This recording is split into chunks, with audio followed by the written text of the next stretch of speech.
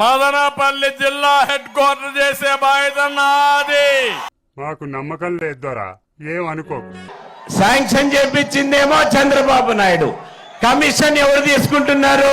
Peddireddy Ramachandra Reddy.